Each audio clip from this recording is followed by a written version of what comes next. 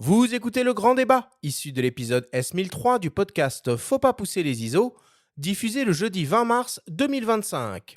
Cette émission vous est présentée par Canon et sa gamme EOS R, des hybrides aux performances inédites pour une créativité sans limite. Nous sommes de retour dans Faut pas pousser les ISO avec le photographe Éric Médard pour cette grande discussion autour du paramétrage autofocus. Les évolutions technologiques au niveau de la F ont été phénoménales ces dernières années sur les hybrides, si bien que certains constructeurs avancent même l'argument que la mise au point n'est plus un souci pour le photographe. Le revers de la médaille est aussi que ces systèmes AF sont devenus de véritables usines à gaz avec de très nombreux modes, réglages et paramétrages qui peuvent effrayer.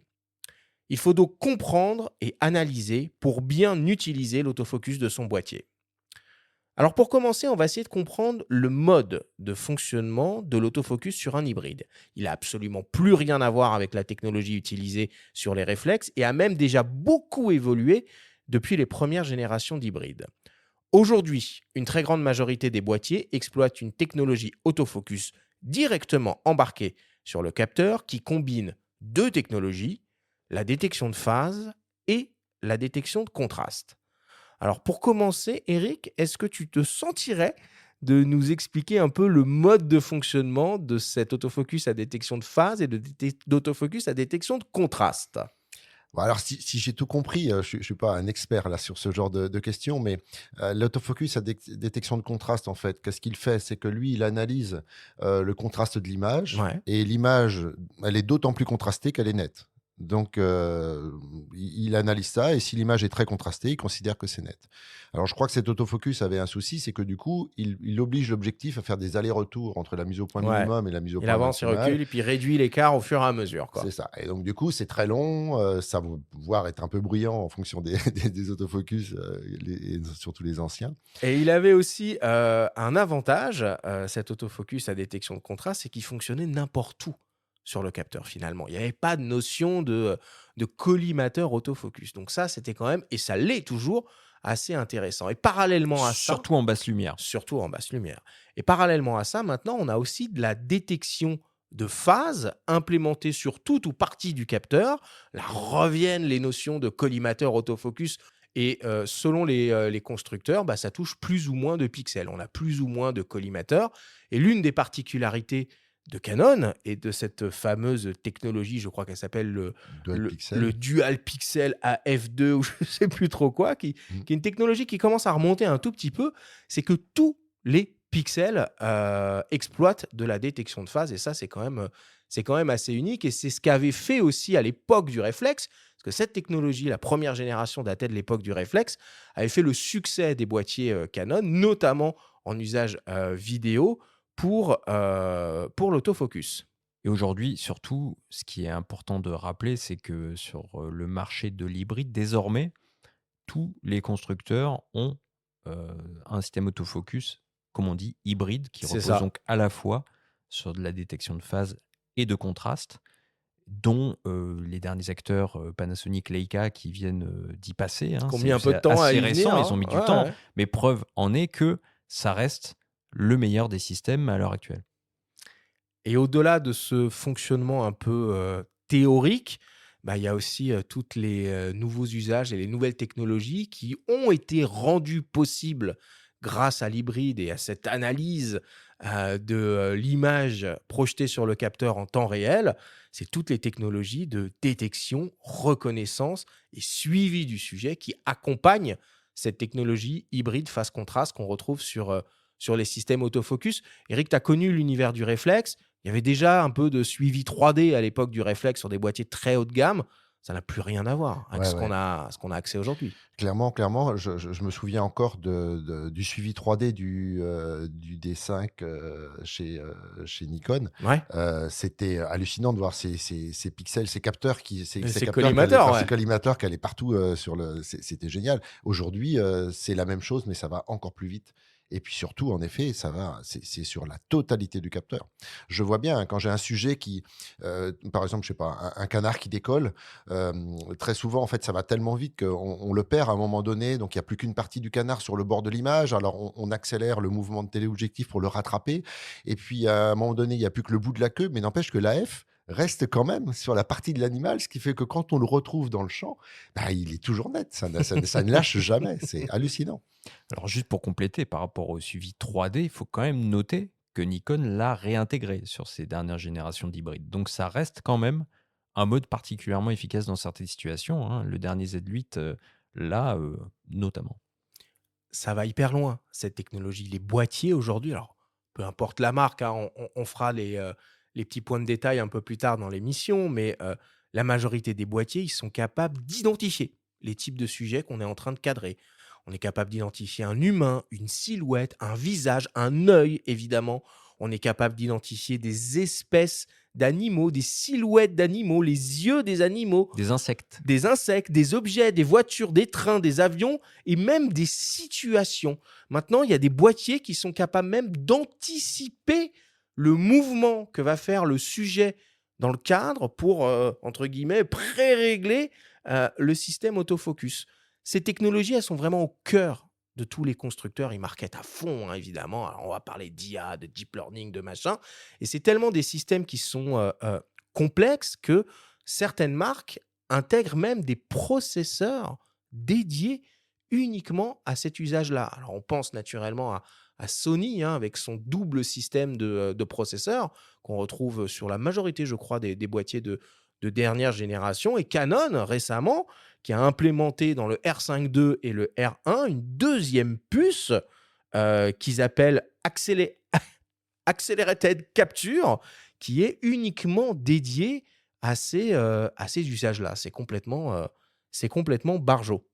Il n'y a pas vraiment de question, là. Et toi qui utilises le R3 et le R1, j'ai cru comprendre, donc en tout cas Ouais. tu fais des essais avec, est-ce que tu sens des différences au niveau du comportement de la F au vu des évolutions que vient de décrire Arthur? Entre le R3 et le R1, c'est pas une révolution, clairement, entre les 2 boîtiers, mais c'est une évolution. C'est-à-dire que, d'abord, il y a comme disait Arthur, là, il y a des, sujets maintenant qu'il est capable de reconnaître que le R3 ne sait pas faire. Je pense aux chevaux, par exemple, qui, en photographie animalière, m'intéresse parce que le R3, par exemple, sur les cerfs, les chevreuils, la reconnaissance de la silhouette, ça va très bien, mais la reconnaissance des yeux est quand même très, très mauvaise sur ces types d'animaux-là. Alors que sur le R1, vu qu'ils ont implémenté la reconnaissance des chevaux et notamment des yeux, c'est un petit peu mieux. C'est pas encore ça sur ce sujet-là, mais c'est déjà un petit peu mieux. Donc il y a des évolutions et surtout la grosse évolution que j'ai vue entre les deux, c'est alors un peu plus rapide et puis surtout il conserve le sujet beaucoup mieux. Ah, le Beaucoup suivi. le suivi, c'est-à-dire qu'une fois qu'il a accroché un sujet, déjà le R3 c'était génial, hein, c'est génial, mais le R1 le garde encore mieux, voilà, au niveau de la F quoi, au niveau du point. On reviendra un petit peu plus en détail sur les réglages plus tard, mais quand tu dis ça, ça veut dire quoi? C'est par défaut ou est-ce que toi, dans les menus, tu as fait en sorte que le suivi soit maintenu? Alors, non, en effet, moi, je vais beaucoup dans les menus, bidouiller là-dedans et surtout, mettre je programme énormément les touches fonctions, sur le boîtier et en fonction de la situation, même sur une même prise de vue, c'est-à-dire sur un même mouvement, je vais être peut-être amené à changer, des choses en manipulant mes touches fonctions, un petit peu comme sur un piano, quoi. Alors, quand on regarde un peu les fiches techniques des derniers boîtiers, au niveau de l'autofocus, on entend très souvent parler d'intelligence artificielle et de deep learning. Il y a un truc qu'il faut quand même expliquer à ce niveau-là, c'est que il y a pas de l'IA active à l'heure actuelle, j'entends, embarquée dans des boîtiers, hein. Il n'y a pas de ChatGPT qui est implémenté en dur sur un boîtier Canon et qui travaille et qui fait de l'analyse d'image en temps réel. C'est finalement ces algorithmes de détection et de reconnaissance de sujets qui ont été, entre guillemets, «entraînés» au niveau ingénierie au Japon, par des intelligences artificielles et par cette fameuse technique du deep learning. Ce qui permet donc finalement à tous ces boîtiers d'être très évolutifs et quasiment tous les constructeurs mettent en place des campagnes de mise à jour de firmware qui permettent d'améliorer les performances software autofocus de leur boîtier, notamment sur ces sujets de reconnaissance et de détection des sujets. Je ne sais pas ce qu'a Canon dans ses plans et dans sa politique de mise à jour de firmware, mais peut-être qu'on verra arriver, si c'est possible, parce que là, il y a une nouvelle puce, donc c'est peut-être pas possible, mais les performances autofocus en termes de reconnaissance qu'on retrouve sur le R1, sur d'autres appareils dans le futur, qui soient sortis ou pas encore sortis. Donc ça, c'est assez important à préciser. Alors, sachant cela, on pourrait légitimement se demander quel constructeur propose à l'heure actuelle le système autofocus le plus abouti et le plus performant. Et ben, c'est la question qu'on a posée à Louis Royer, journaliste spécialisé chez Phototrend. On vous propose d'écouter sa réponse. Alors, au risque, d'enfoncer un peu une porte ouverte, selon nous, le constructeur autofocus qui propose le système, de mise au point automatique le plus avancé du marché à l'heure actuelle, ça serait, Canon, qui a bien progressé, qui a mis un petit coup dans la fourmilière avec ses EOS R1 et EOS R5 Mark II, mais c'est très ténu par rapport à la différence avec Sony, qui lui aussi toujours, fait toujours la course en tête, hein. C'est vraiment les 2 gros constructeurs avec toujours une légère avance en ce qui concerne la détection des sujets, pour Canon, notamment en ce qui concerne les animaux ou les oiseaux, par exemple, où Canon va être plus prompt à détecter que Sony. Mais bon, toujours là, on est vraiment à des détails tellement les 2 boîtiers, les 2 constructeurs sont très avancés dans leur système. On a vu vraiment un shift, chez les constructeurs d'hybrides, qui étaient déjà plus évolués que certains réflexes avec les lancements des boîtiers dotés de puces IA chez Sony ou Digit Accelerator chez Canon. Alors c'est des puces, on ne sait pas trop comment elles fonctionnent, mais elles apportent un boost à l'autofocus, à la reconnaissance surtout et au suivi des visages et des yeux et des corps et des feuilles des papillons à 500 mètres et c'est vraiment de plus en plus impressionnant. Presque au point que ça en devient, trop impressionnant et on arrive plus facilement à détecter les boîtiers qui sont pas très bons, les constructeurs qui sont un peu en retard, comme par exemple, Leica, pour ne pas le citer, plutôt que ceux qui sont très, très bons parce qu'entre un autofocus qui détecte une mouche à 200 mètres en moins d'un quart de seconde et celui qui va prendre moins d'un tiers de seconde, on va être on sait jamais vraiment lequel est le meilleur par rapport à l'autre boîtier. Mais, ouais voilà, Canon, c'est vraiment celui qui est légèrement en tête devant Sony, mais les 2 sont très, très bons et puis Nikon arrive juste derrière, hein, faut dire qu'ils sont pas très loin non plus et après bon, il y a tout ce qui est, Fujifilm et Panasonic qui, bon gré mal gré, au gré des années, essaye de faire son trou et rattrape un peu son retard, dans le domaine notamment en plein format. Tout n'est pas encore parfait, mais, ça s'est grandement amélioré depuis le S5 II et notamment avec le S1R2 qui est sorti il y a pas longtemps. Mais voilà, faut se dire que globalement maintenant il y a plus de boîtiers qui sortent avec un autofocus vraiment défaillant ou vraiment qui est, à la ramasse, quoi. C'est vraiment des trucs très, très impressionnants. Toi, Eric, tu es un grand spécialiste de Canon, tu es canoniste, Ouais. évidemment, mais est-ce que tu as testé un peu d'autres systèmes, d'autres marques hybrides, et est-ce que tu as pu un peu comparer les performances autofocus avec d'autres marques? Alors en fait, pas sur les boîtiers, actuels parce que là, je suis 100 Canon et donc j'ai vraiment plus que ça. Par contre, avant, j'étais chez Nikon et donc je suis rentré dans le monde des hybrides, chez Nikon avec le Z6, notamment le Z6 II. Heu et là enfin, c'est malheureux, mais c'est ce qui m'a décidé à passer chez Canon parce qu'à l'époque, au niveau de l'autofocus, il répondait pas du tout à mes attentes. Il était Mhm, beaucoup moins performant que le D5. mhm. Heu et je voulais vraiment, moi, tourner la page vers les hybrides parce que j'y trouvais tellement, tellement d'avantages et je regrette absolument pas. Et donc c'est la raison pour laquelle, voilà, j'ai switché. Aujourd'hui, je pense que c'est voilà, c'est très, très proche en effet, hein, certainement. Mais je ne saurais pas trop dire, j'ai pas testé Leica, j'ai pas testé Asbalt. Toi, Benjamin, tu as un avis sur le sujet? Tu testes quand même pas mal de boîtiers? Bah, moi, tu sais bien que c'est le Ricoh JR qui arrive en tête. Oui, non, mais Non, je plaisante, évidemment. le PNF, tu veux dire? Détection de contraste uniquement, hein. Oh, je suis assez d'accord avec tout ce qu'a dit Louis. Je, je pense qu'il faut vraiment mentionner le R5 Mark II. On parle beaucoup du R1. En fait, le boîtier qui surprend le plus, c'est le R5 Mark II qui est sorti en même temps et qui a peu ou prou le même système autofocus avec 45 millions de pixels.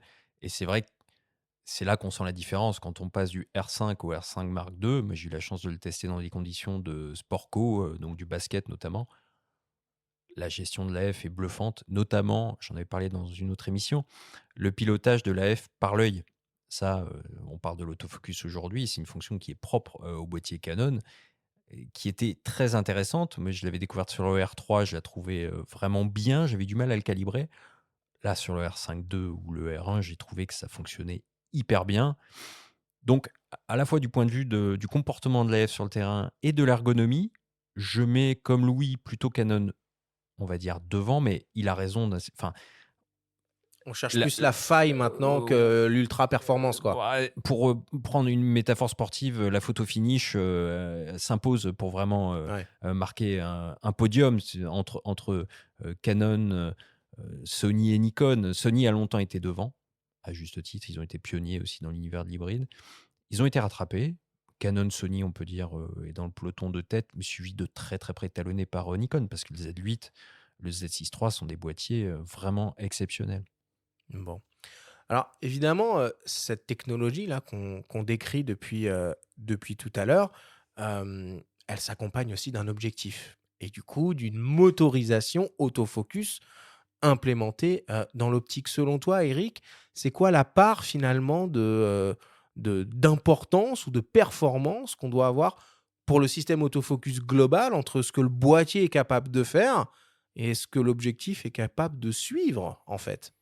Ben, c'est rigolo parce que justement, j'utilise 3 optiques, moi. Le 200-1.8 EF de chez Canon, qui est une Ouais. vieille optique, hein, qui doit avoir une trentaine d'années. Donc motorisation USM, j'imagine, mais genre les Voilà, premières dans générations, les quoi. premières générations. Mais unique du coup, de par son ouverture Voilà, et c'est la une optique. focale. Après, il y a eu un F2 qui est sorti, mais le 1.8, c'était le premier. Et c'est un bokeh de fou. Enfin, c'est incroyable, cette optique. Mais par contre, là, clairement, sur du suivi AF, par exemple, sur des suivis dynamiques, ah bah là, ça marche pas. Donc, la Ça va pas réponse, assez vite. voilà, ouais, là, ça pompe beaucoup. Il n'arrive jamais à se caler parfaitement. Sur des sujets qui ne vont pas vite ou qui sont immobiles, ça marche très bien. Mmh. Mais sur des sujets dynamiques, ça marche pas. L'autofocus, là, enfin, le moteur d'autofocus, là, clairement, ça marche pas. Par contre, je parlais tout à l'heure du 200-400, qui est donc quand même une ancienne optique et qui avait été développée pour des réflexes et pas des Et hybrides. qui est l'une des dernières optiques EF Ultra Pro développées par Canon, hein. Voilà. Et ben là, par exemple, ça marche très très bien. Je vois pas de différence énorme entre mon 402.8 RF OK. et ce 200-400. Donc je dirais qu'aujourd'hui, le plus important, c'est sans doute le boîtier, plus encore que les moteurs. Voilà. Toutefois, on peut quand même dire aussi à nos auditeurs de surveiller ou leur conseiller de surveiller régulièrement les mises à jour de firmware qui sont proposées par les marques parce que il y en a beaucoup pour les Et optiques. qui C'est-à-dire que concerne les optiques, ouais. quand un nouveau boîtier sort, il arrive que des marques suggèrent ou conseillent fortement une mise à jour pour que l'optique suive les performances. Je pense euh, notamment à Tamron qui a récemment mis à jour, je crois, son 70-180 à l'occasion de la sortie de la 9.3 de Sony. Même si ça couvre pas l'ensemble des performances, je crois Ouais. que pour suivre les 120 images par seconde en mode AFS et non AFC. Mais bref, ça permet quand même à l'optique de suivre un petit peu les performances du boîtier. Bon. Et d'ailleurs, est-ce que vous savez qu'il est aussi possible d'appliquer une motorisation autofocus à des optiques qui sont 100% manuelles? Pour cela, il faut un système de motorisation externe, logique, un peu comme les Power Zoom de Canon avec les moteurs qu'on vient greffer à l'extérieur de l'objectif, et un outil qui permet de mesurer en temps réel la distance entre le boîtier et le sujet qu'on souhaite photographier. Et ben, c'est le principe du DJI Focus Pro LiDAR, et on vous propose d'écouter Marie Courtel de Miss Numérique nous en parler. Alors effectivement, DJI a sorti un système qui s'appelle le système Focus Pro, qui permet en fait d'utiliser une optique manuelle en lui installant un système d'autofocus externe et pouvoir gérer l'autofocus de son optique. C'est un système qui a un gros avantage, c'est qu'il peut s'utiliser soit via un stabilisateur DJI, donc RS4, RS4 Pro, etc., mais également sur un ensemble caméra plus cage, sans avoir à utiliser de stabilisateur. Aujourd'hui, c'est très intéressant ce format-là, puisque c'est un système qui va s'utiliser sur des appareils, sur des caméras avec des systèmes de stabilisation de capteurs très avancés. Aujourd'hui, nous n'avons plus forcément l'utilité tout le temps en fonction des conditions de prise de vue, d'utiliser un stabilisateur. C'est également un gros avantage, c'est que ça s'utilise sur n'importe quelle caméra et n'importe quel objectif. C'est un système qui est à la base créé pour les optiques ciné qui n'ont pas d'AF. mais ça peut également s'utiliser sur n'importe quelle optique, qui n'est pas, cinéma et qui n'a pas un système de bac cranté. Donc vous avez dans un premier temps un moteur qui dispose d'un système d'engrenage qu'on va installer sur la bague crantée pardon, de l'optique ciné ou sur la sangle d'engrenage qui est livrée avec pour les optiques qui n'ont pas de bague crantée d'origine. Ensuite, on va avoir un lidar qui va se fixer sur la griffe colchou de son appareil ou de sa cage et qui va être un système qui va calculer les distances avec le sujet sur lequel on veut faire la mise au point. Il y a un troisième élément, si on ne souhaite pas utiliser de stabilisateur, c'est la poignée. Cette poignée, elle va faire office de batterie pour le moteur et le lidar et elle va permettre d'avoir un écran de contrôle pour gérer, là où on souhaite faire, l'autofocus, le suivi du sujet, puisque vous avez un suivi de sujet, de visage, de véhicule qui, est directement adapté sur ce format. C'est un système qui est du coup complètement adapté pour des utilisations de filmmaker, en mode solo, en fait, dans des configurations très light avec une optique, ciné ou une optique, manuelle, de manière générale. Et il y a également un autre élément qui existe qui s'appelle, le hand unit. Donc en fait, c'est une unité manuelle qui permet également de faire la mise au point déportée, sans fil via un pointeur dans une équipe de tournage, par exemple et ça permet également de contrôler en plus le zoom et l'iris en y ajoutant un moteur par élément. Eric, tu nous confiais, avant qu'on démarre cet enregistrement, que tu travaillais sur un projet de film, en infrarouge, de nuit, avec des boîtiers défiltrés. Bon, j'imagine cette technologie, lidar, particulièrement performante en faibles conditions lumineuses, ça va quand même un peu te parler niveau autofocus? Écoutez, j'ai écouté sa description là de ce matériel-là. Je me posais la question en même temps, est-ce que ça pourrait me servir? Je sais pas trop parce que, je vois moi l'AF fonctionne aussi de nuit en infrarouge, puisqu'on éclaire du coup avec des projecteurs, donc on a de la lumière, on la voit pas mais elle existe et l'AF fonctionne plutôt vraiment bien. Par contre, cette possibilité peut-être d'avoir un observateur extérieur qui puisse, décider d'un point où aller faire la mise au point pour aider, l'opérateur, ça par contre que ça peut être peut-être quelque chose d'utilisable, à voir. Mais, mais en tout cas, c'est incroyable ce cette machine-là. C'est presque surprenant finalement de voir que les constructeurs d'appareils photo s'approprient pas cette technologie, lidar qui pourrait coexister en parallèle, l'autofocus hybride phase contraste sur le capteur. Dans le monde de la mobilité et des smartphones, c'est utilisé. On retrouve ce type de capteur pour assurer la mise au point. Et dans l'univers hybride aussi, puisqu'il y a un boîtier chez Lumix qui le fait, c'est le S5D, qui est sorti de manière très discrète et qui est compatible avec le système LiDAR DJI. Ah oui! OK. Oui. Oui, oui. Et avec le Ronin RS3 Pro, qui est une gimbal en fait. Donc, si, ça existe. Après, l'intérêt, je pense qu'on est surtout sur de la niche quand même. Donc, bon, peut-être que les utilisateurs peuvent se tourner vers ce boîtier-là, en tout cas, pour des besoins. Sinon, ils vont direct chez DJI, quoi. Ils prennent un drone. Alors, on va maintenant s'intéresser aux différents modes de fonctionnement du système autofocus qu'on va retrouver sur la majorité des boîtiers. Le premier choix à faire, c'est de travailler en autofocus ponctuel ou en autofocus continu. Eric, est-ce que tu peux nous expliquer la différence entre ces deux modes autofocus?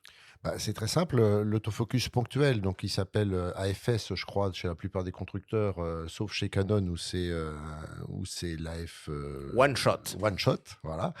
En fait, il va faire la mise au point une fois sur un sujet, donc et puis ensuite, ensuite il fait plus la mise au point. Donc ça, c'est très bien pour les sujets statiques. Par contre, pour les sujets en mouvement, c'est clairement l'autre mode qu'il va falloir privilégier, donc l'AI Cerveau, je crois, Chez Canon. chez Canon et donc qui va continuer à faire le point, et de suivre le sujet tant qu'il est en mouvement. iServo chez Canon, AFC chez les autres. Chez Canon, on trouve même, alors ça dépend des boîtiers, maintenant c'était plutôt abandonné, mais on l'a vu ressurgir, le iFocus, qui est un mix des deux, en fait. Voilà, Qui va prendre le meilleur de J'ai jamais l'AFS, bien de compris l'AFC. comment il fonctionnait ce truc-là. Bah, il est plus erratique. C'est-à-dire qu'à partir du moment où on va partir du principe que la mise au point est faite en AFS, et donc si le sujet, mettons sur un portrait, bouge de l'avant vers l'arrière ou sur un côté, il est censé basculer automatiquement en AFC. Hmm. Concrètement, quand on est en one-shot ou en AFS, quand on appuie à mi-cours sur le déclencheur, ça envoie l'autofocus une fois pour toutes, Ouais. là où le collimateur a été sélectionné, et on peut donc verrouiller cet autofocus. À la différence qu'en autofocus continu, dès qu'on appuie à mi-cours sur le déclencheur, l'autofocus recalcule en permanence la distance entre le boîtier et le sujet. Donc ça, c'est la première chose. Ensuite, il y a la gestion de ces fameux collimateurs autofocus et même de ce qu'on appelle les zones autofocus. Ça, qu'est-ce que ça permet de faire et comment ça marche? Alors en fait, aujourd'hui, moi en ce qui me concerne, j'utilise plus du tout les groupes de collimateurs. Je me sers uniquement des zones, ou alors de la totalité du capteur, ou alors des zones autofocus que j'ai prédessinées, hein, puisqu'on peut choisir la forme du rectangle, du carré, sa taille, plus allongé, plus étroit, etc. Et donc moi, ce que je fais, c'est que j'ai en permanence accès sur un bouton fonction à mes 4 formes d'autofocus. J'ai le capteur, un seul capteur, enfin un seul collimateur, le plus fin possible. J'ai le choix ensuite entre 2 zones d'autofocus. Généralement, c'est un carré et une bande horizontale, l'une ou l'autre. Et j'ai la possibilité d'avoir la totalité de mon capteur. Et en fait, je joue en permanence avec ces quatre sélections possibles-là, y compris pendant la prise de vue, hein. Ça peut m'arriver, par exemple, sur une même scène dynamique, de passer de la totalité du capteur à juste une zone. Donc ça veut dire qu'il faut pianoter un petit peu sur son boîtier, il faut bien le connaître. Mais j'utilise plus que ça et plus du tout les groupements de collimateurs. Tu auras un exemple concret de prise de vue où tu vas basculer de l'un à l'autre? Oui, complètement. Par exemple, ça peut m'arriver d'avoir un animal qui va aller, en vol, par exemple, aller se mettre dans des branchages ou quelque chose comme ça, et là, du coup, pour continuer à le suivre ou le retrouver, je vais aller chercher juste un collimateur parce qu'il va y avoir plus qu'une partie de l'animal qui va être visible. Ça peut être aussi avoir, un groupe, par exemple, j'imagine un groupe de canards sur l'eau, et puis, avoir donc là ma zone qui va être ma zone horizontale, qui va être dédiée pour garder tout ce groupe de canards, et il y en a un qui décolle, et là, du coup, pour être sûr là, l'autofocus sur fond de ciel, sur la totalité du capteur va très, très, très bien fonctionner, et du coup, je vais passer en totalité du capteur.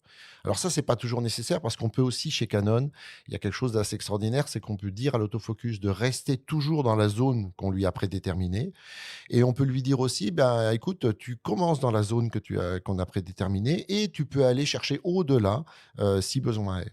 Mais j'ai du mal un peu à comprendre parce que là, si on se met dans la logique du qui peut le plus, peut le moins, pourquoi on se met pas sur l'intégralité du capteur en permanence? C'est quoi l'intérêt de le contraindre finalement? Ben, en fait, je pense que le problème aujourd'hui des autofocus, et notamment de la reconnaissance des sujets, c'est qu'ils pêchent par leur extrême efficacité. Et ce qui se passe parfois, c'est qu'on a l'autofocus qui va aller. Je passe par exemple en sous-bois, hein, c'est des situations dans lesquelles je suis très très souvent. Il va reconnaître dans l'image quelque chose qui pour lui est un œil, qui pour lui est une silhouette. Et du coup, si on peut pas déparamétrer ça, eh bien, on est râpé pour la map parce il va se tromper d'œil, en fait, ou il va se tromper de sujet. J'ai un exemple d'image qui est très drôle.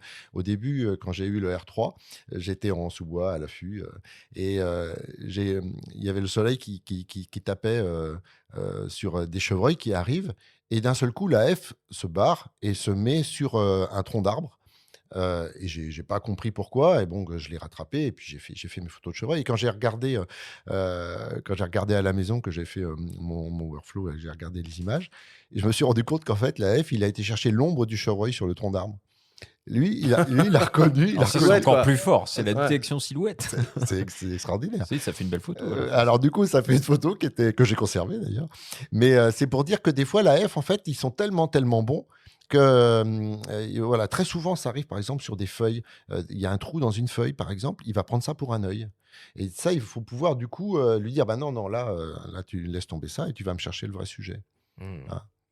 Parce qu'au final, peut-être le dernier paramètre qu'on a, c'est de décider de travailler ou non avec cette fameuse technologie de détection, dans cet ordre, hein, détection, reconnaissance et pour terminer, suivi du sujet. On a un peu énoncé les Ouais. différentes cas de figure qu'on peut rencontrer, enfin ce que le boîtier est capable de reconnaître.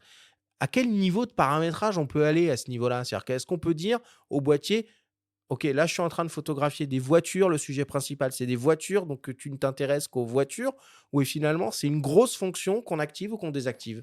Eh ben, les 2. C'est-à-dire que, par exemple, moi, du coup, voiture, je l'active jamais, mais par contre, animaux, tout le temps. Mais j'ai aussi une touche fonction qui me permet de déparamétrer totalement le sujet. Alors là aussi, cette touche fonction-là, en fait, elle est soit parce que mon sujet, moi, c'est les animaux, donc c'est soit animaux, soit rien.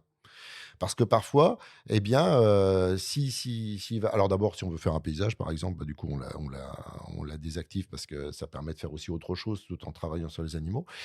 Et puis, bah, parfois, il trouve pas, ça arrive, hein, qu'il se trompe et donc le fait de la désactiver, il va repasser en mode totalement automatique général et puis on va retrouver son sujet.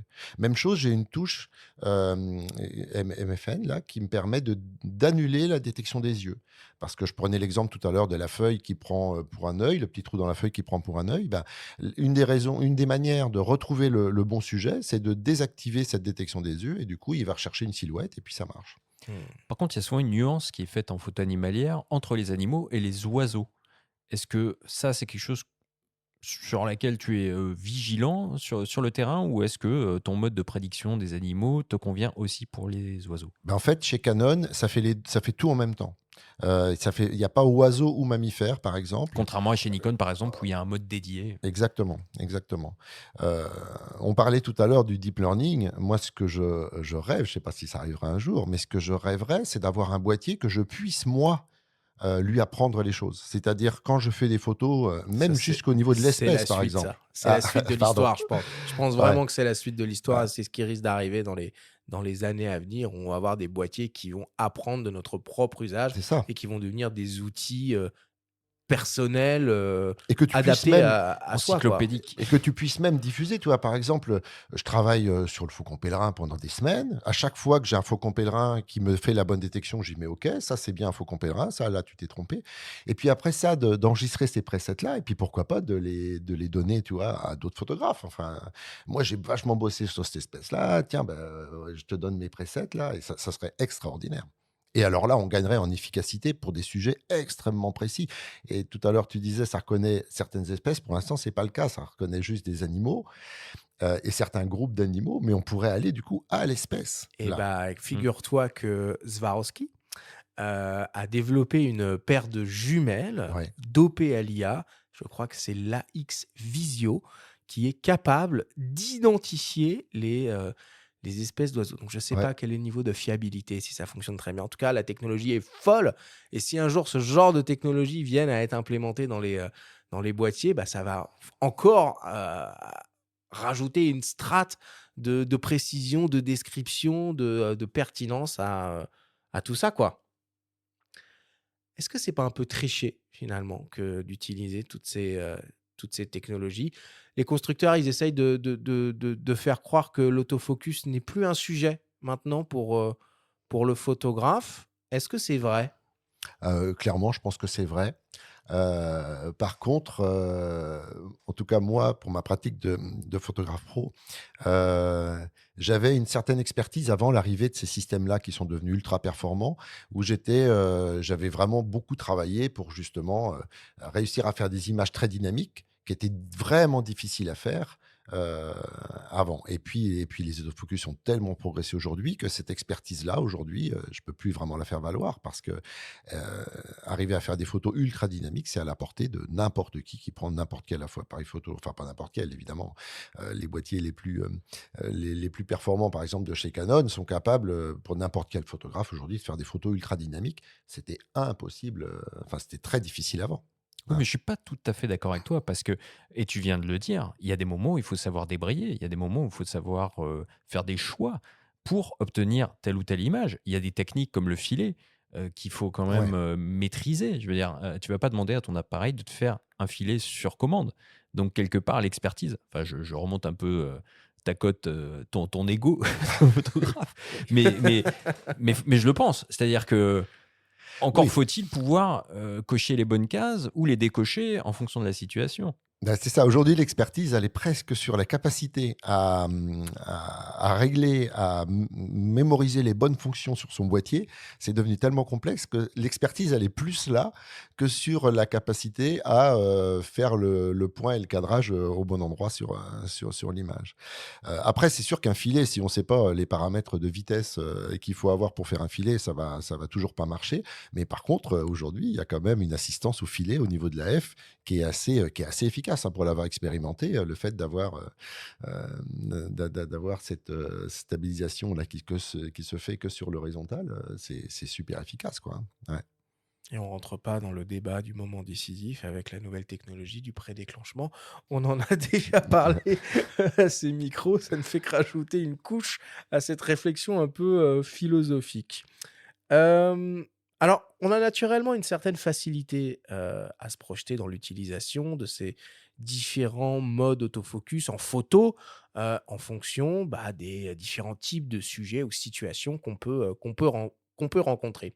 Mais qu'est-ce qu'il en est en vidéo? Alors, on a demandé à Nikos Argilet, qui est réalisateur de documentaires, de nous parler de la manière dont il travaille avec l'autofocus sur ses tournages.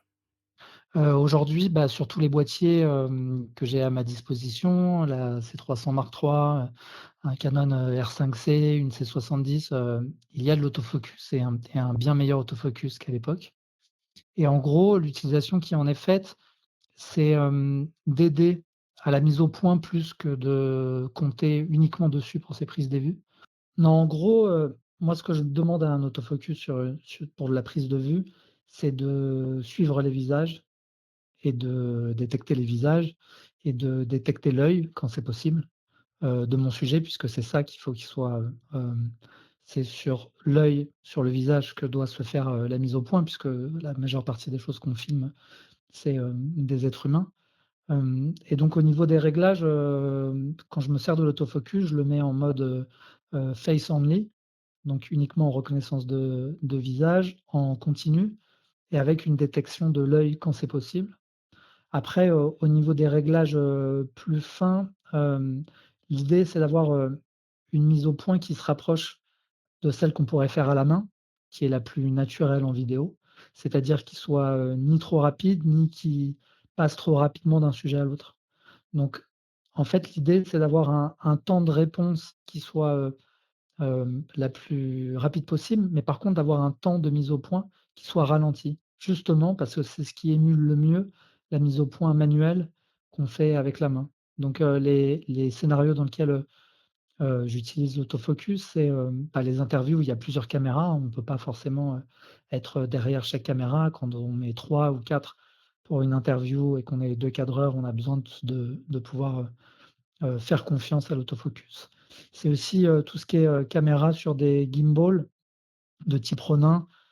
Aujourd'hui, l'autofocus, en vérité, je l'utilise pour moins de 10 des plans que je réalise.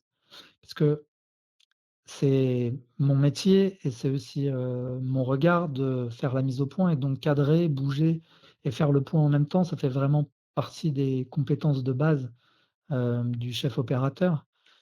Même si aujourd'hui les autofocus sont, très précis et puissants, c'est difficile de remplacer, l'œil humain et des années, d'expérience et surtout l'autofocus peut pas lire dans mon cerveau et savoir exactement, ce que j'ai envie de où est-ce que j'ai envie de mettre l'accent, qu'est-ce que j'ai envie, de mettre dans la zone de netteté de mon image et peut pas anticiper forcément, les mouvements que je vais faire et les mouvements que vont faire le sujet en face de moi. Donc aujourd'hui, c'est 10 à peu près des plans sur, pas mal sur des interviews, pas mal sur des situations difficiles.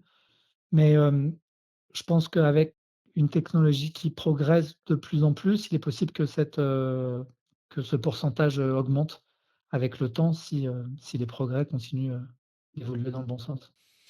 Bon, ça va un peu dans le sens de ce qu'on avait commencé à souligner. En vidéo, la mise au point manuelle, a priori, n'a pas dit son dernier mot.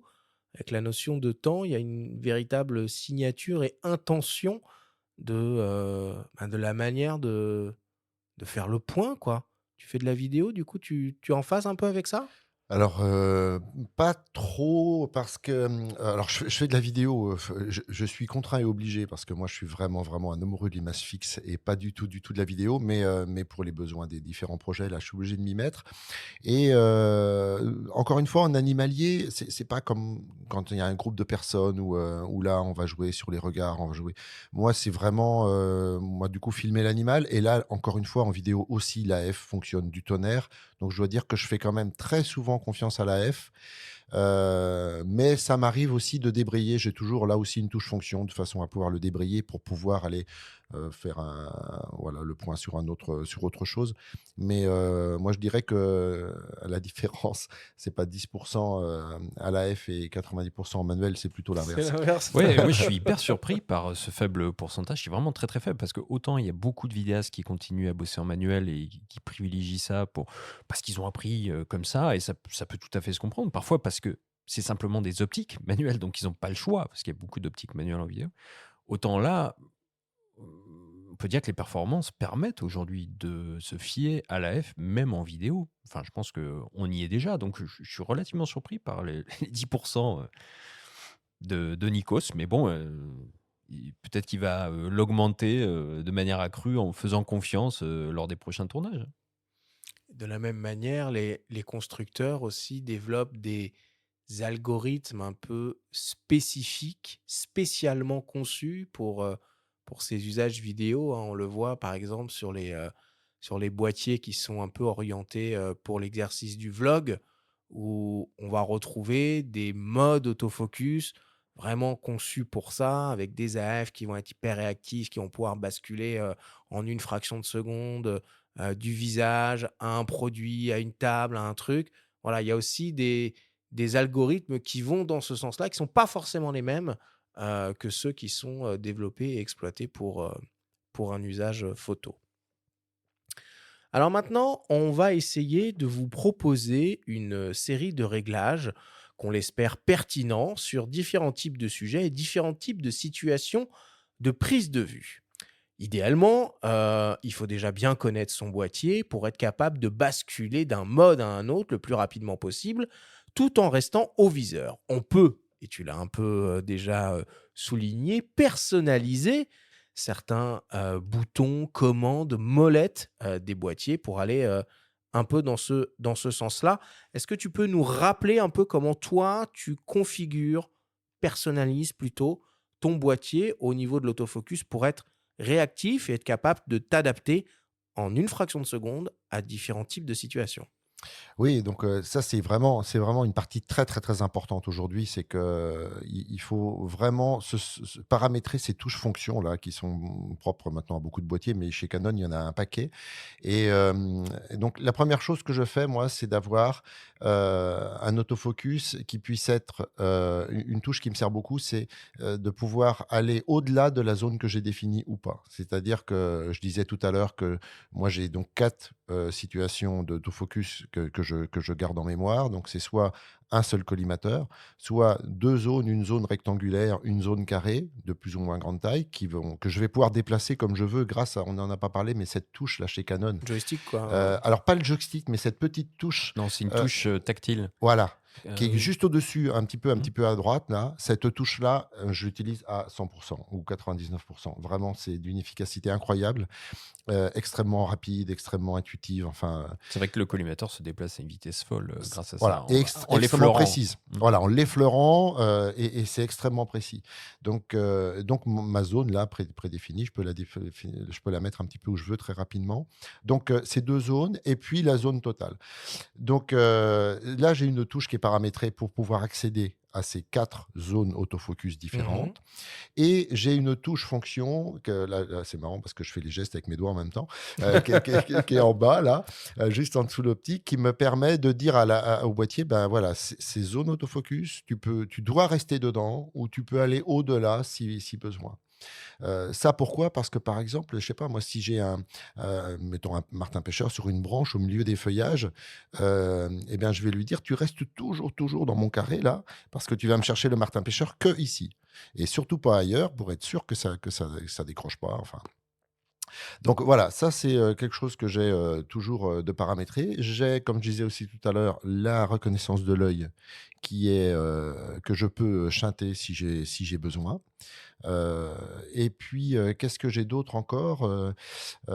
Ça c'est vraiment les choses les plus importantes, selon moi. T'as pas une touche qui te permet de basculer de AFC à AFS Alors, instantanément? entre AFC et AFS, en fait, je change jamais. Je suis toujours en AF OK, continu. OK. Ouais, Ce qu'on tendance à ouais. privilégier beaucoup d'utilisateurs d'hybrides aujourd'hui et franchement pour le meilleur. Enfin, je commence à m'y mettre aussi un petit peu et c'est vrai que c'est très très efficace. Ça fonctionne. Oui, parce que quand ton sujet s'arrête, de toute façon, l'autofocus s'arrête et quand il redémarre, bah, il est prêt et ça redémarre tout de suite. Ouais. Et par contre, est-ce que tu utilises les modes de personnalisation de menus, genre des C1, C2, en fonction des configurations?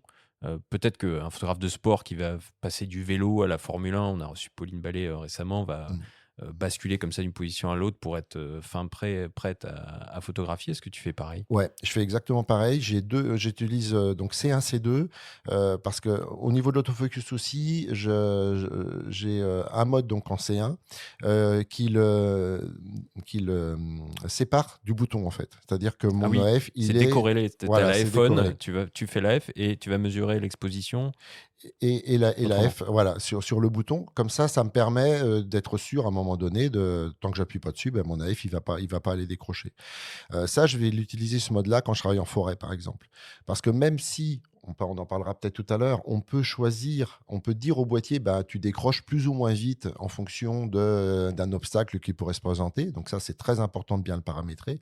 Mais en plus, quand je suis en forêt, et notamment qu'il y a du feuillage, si par exemple mon AF, grâce au collimateur unique, je vais aller chercher, je sais pas moi, l'œil d'un cerf à travers le feuillage, eh bien, je vais décorréler de mon bouton déclenchement pour être sûr que la F aille pas décrocher et perdre le point. Par contre, quand je vais être sur des milieux complètement ouverts, je pense, en affût flottant, par exemple, sur un étang, où là, il n'y a pas a priori tellement d'obstacles autour de mes sujets, parce qu'on est sur l'eau ou sur fond de ciel, par exemple, eh bien là, je vais avoir mon AF qui va être directement corrélé à mon bouton déclenchement. Et là, ça va être sur mes paramétrages C2. Donc C1, C2 se ressemblent beaucoup.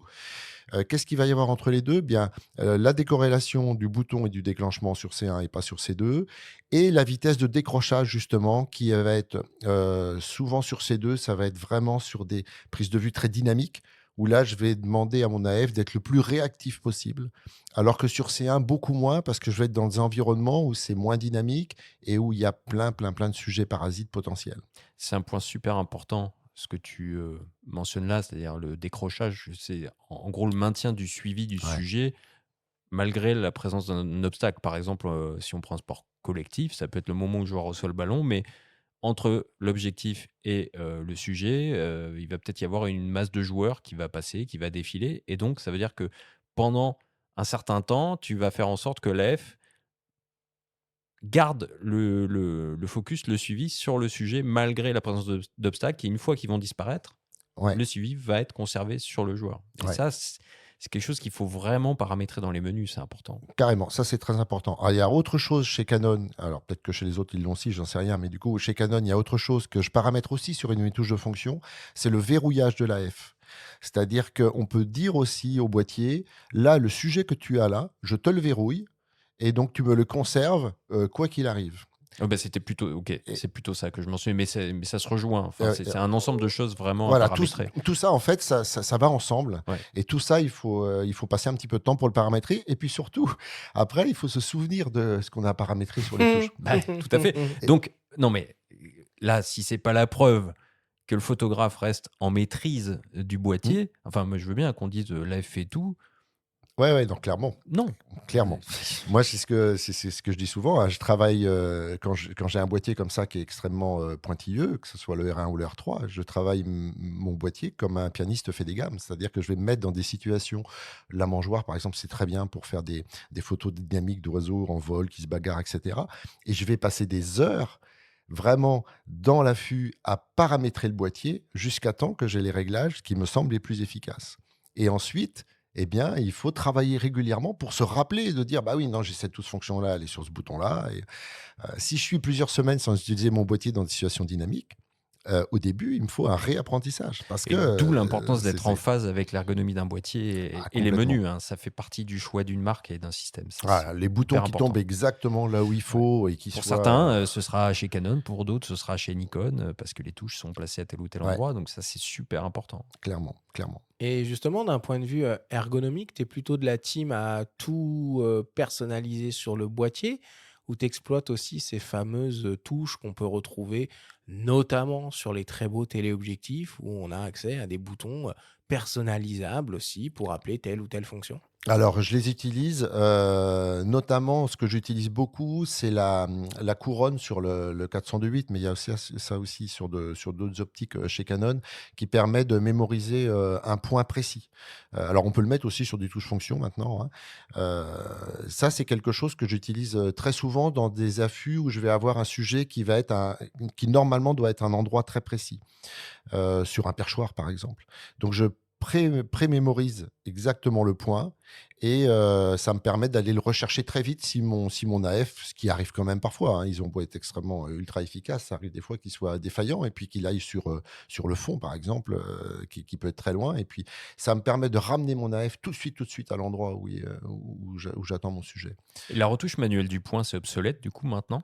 Alors, oui et non. C'est-à-dire que je l'utilise quand même, aussi parfois, mais, je dois dire que c'est quand même alors ça va m'arriver sur des, situations de photographie quasi nocturne, où là, les AF sont devenus complètement dingues aujourd'hui. Elles sont capables de faire la mise au point là où nous, on n'y voit plus.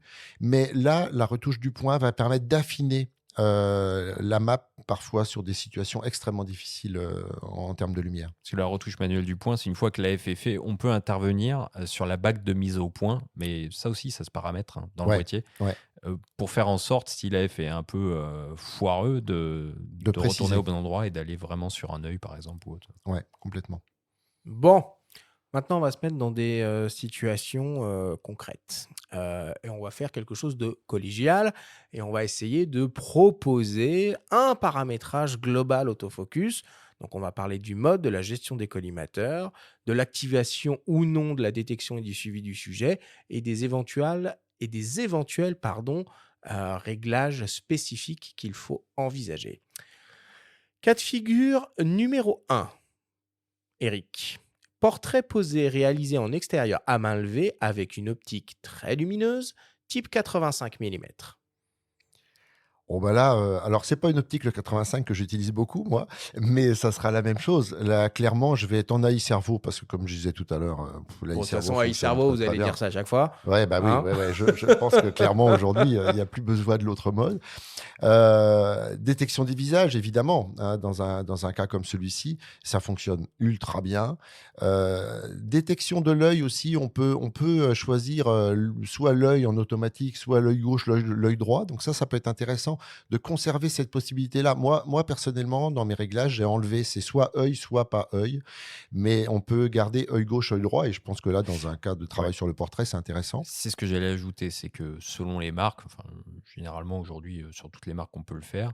Selon le type de portrait qu'on est en train de faire, on peut préciser, surtout si on travaille à 1-2 par exemple, avec le 85 mm 1-2, Ouais, on ouais. peut préciser qu'on va sur l'œil, par exemple, gauche. Si on fait une photo de profil, etc., pour ne pas, enfin, que l'AF tente de basculer sur l'autre œil, par exemple. Exactement, la profondeur de champ est tellement faible qu'il faut être sur le bon œil si on veut enfin sur l'œil en tout cas qu'on veut qu'il soit net. Ouais. Et ça, on peut l'indiquer. Ouais, voilà, complètement. Et non seulement on peut l'indiquer, mais on peut même en plus lui dire tu passes à gauche, tu passes à droite très très très rapidement.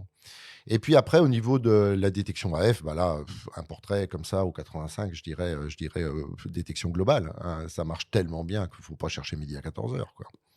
Moi, j'ai jamais réussi à vraiment apprivoiser ces nouveaux systèmes autofocus.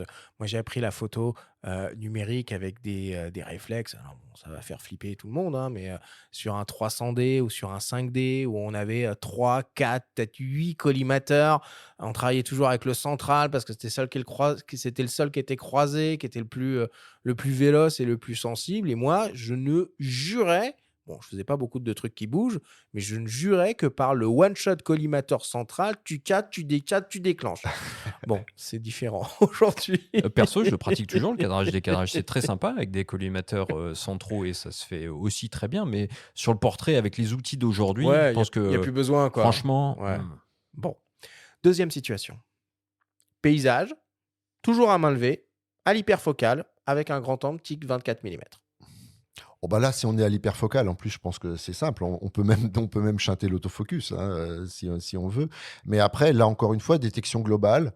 Je pense que Le là. cerveau aussi, là, pour du paysage. Bah, alors, on pourrait peut-être passer en one shot pour être certain ouais, qu'il moi a je dirais cherché one un shot peu quand ou même. Ouais. AFS AFS. chez les autres marques. Parce que Ouais. si jamais un sujet débarque, qu'on veut une zone de netteté étendue, puis par exemple au premier plan, un cerf surgit, Ouais, clairement. on va avoir une belle photo de cerf, mais bon, tant pis pour le paysage. Moi, personnellement, vraiment en paysage, généralement, je passe en manuel. Ok. Ouais. C'est quelque chose que j'utilise encore pas mal, la mise au point manuelle quand même. Hein. Et en paysage, généralement, je passe en manuel. Ouais. Bon. On continue. Reportage sur des sujets variés qui peuvent aller de sujets fixes en mouvement, des portraits, voilà, des choses qui peuvent évoluer très rapidement. On a un 35 mm. Comment avec son autofocus? Bien là, je pense qu'on est sur des gens, donc encore une fois, détection de portrait, enfin détection de visage. On peut aussi, si on connaît les personnes et qu'on veut en suivre une ou deux en particulier, on peut aussi mémoriser les visages, ce qui marche aussi super bien. Et puis, peut-être que là, on va aller chercher plutôt des zones AF, parce que j'imagine que si on est dans une salle où il peut y avoir des éléments perturbateurs ou même, je sais pas, des portraits accrochés au mur ou des choses comme ça, eh bien, on lui dit, bah, d'abord, tu vas me chercher, mes gens, ils se situent là, dans mon cadre, là, et tu vas chercher d'abord ici, et après, on lui laisse ou non la possibilité de sortir de cette zone. Moi, c'est comme ça, je pense que je travaillerai. C'est comme ça que je travaillerai, sûrement. Et détection des yeux, ça c'est sûr et certain pour les gens, ça marche aussi très très bien. Enfin, c'est même comme là que ça marche le mieux, je pense. Euh, ouais, c'est comme ça que je paramétrerai, je pense. Toi aussi, Benjamin, même genre de config? Oui, surtout si c'est du reportage social sur du mariage, ce genre de choses. Je pense que c'est assez pertinent. Puis je pense, et j'imagine, si j'avais en tout cas un boîtier Canon, ce sont les seuls à le faire pour l'instant, que j'utiliserais beaucoup du coup le mode mise au point à l'aide de l'œil, tout simplement, oculaire. Parce que vraiment, ça m'a tellement plu sur le R5 Mark II, j'imagine bien l'utiliser dans ce cadre-là. Bon. Là, on est dans ton univers, Eric. Photo animalière en affût, grande distance, avec un 300 ou un 400 mm. Ben là, si c'est vraiment très très loin, alors je suis surpris, hein, parce que là encore, la détection des animaux, même à très grande distance, ça marche de manière. Je l'ai encore vu cette semaine, un moineau minuscule à 80 mètres. Il trouve. Alors les oiseaux, je trouve que c'est ce qui marche le mieux d'ailleurs. Mais il te trouve le moineau, c'est hallucinant comment ça fonctionne. Mais sinon, là, je vais plutôt aller chercher peut-être un collimateur que je vais aller mettre sur mon sujet s'il est vraiment très loin, surtout au 200 ou 300, ça grossit quand même pas tant que ça. Je vois si j'ai un chevreuil à 300-400 mètres, je pense que c'est ce que je vais faire. Et ça arrive assez souvent, ce genre de situation. Et puis là, je vais même peut-être lui dire de rester sur le collimateur, de pas aller me chercher autre chose. Et dans ce cas-là, je pense que c'est vraiment intéressant de dissocier du coup l'AF du bouton déclenchement. Voilà. Et est-ce que l'oiseau avait la même couleur que son environnement? Ouais.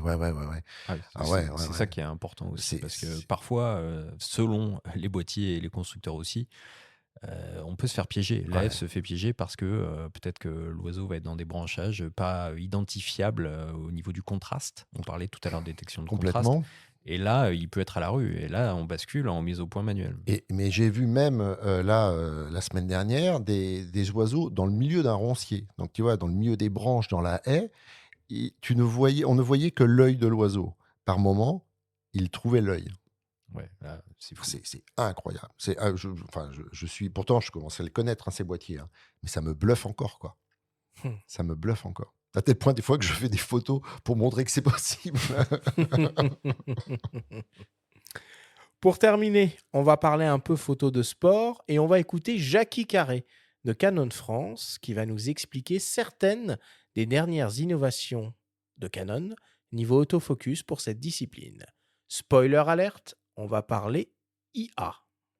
Alors le deep learning, donc c'est l'apprentissage profond, c'est une branche de l'IA qui va s'appuyer sur donc on va mettre l'appareil lors de son développement, on va lui proposer des scénarios qu'il va devoir reconnaître, et quand il va avoir toutes ces datas d'apprentissage, quand il sera confronté à une situation particulière, il va aller rechercher ce scénario et adapter donc la solution AF à ce scénario qu'il aura dans son magasin entre guillemets de data.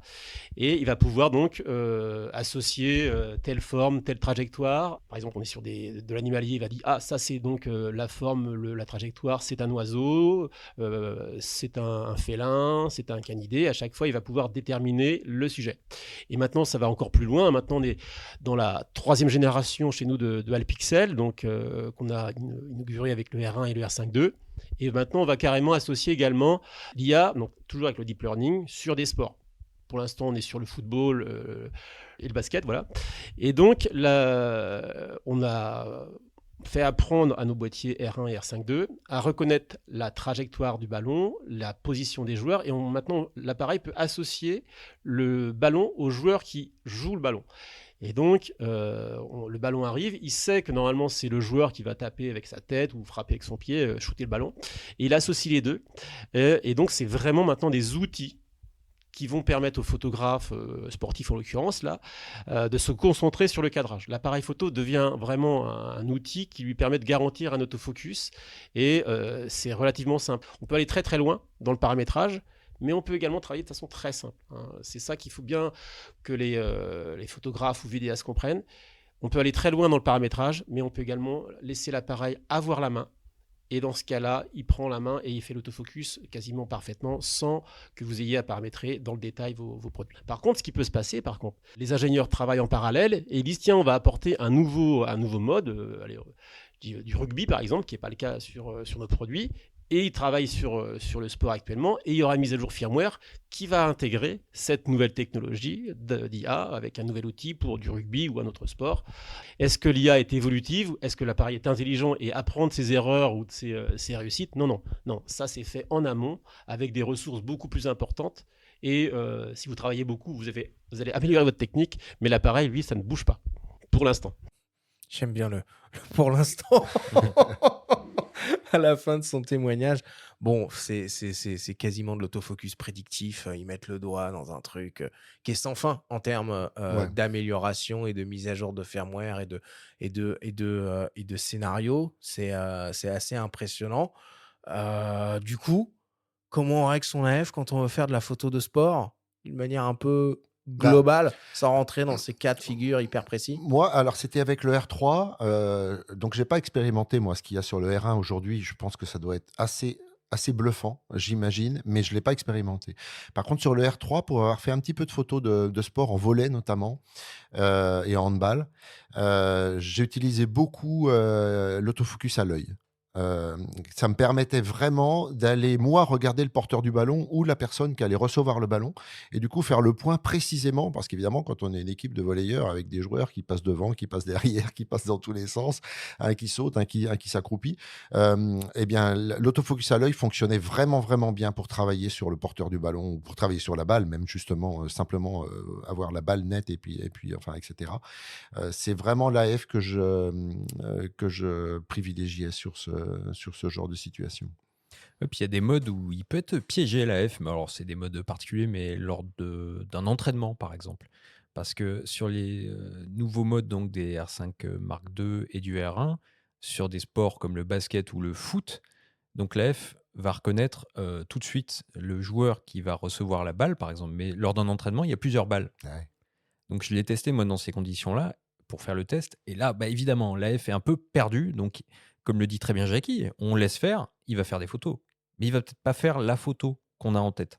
Et c'est là que on va prendre le contrôle via la détection de l'œil qui va venir s'intercaler, qui est un petit outil supplémentaire en fait dans tout ça.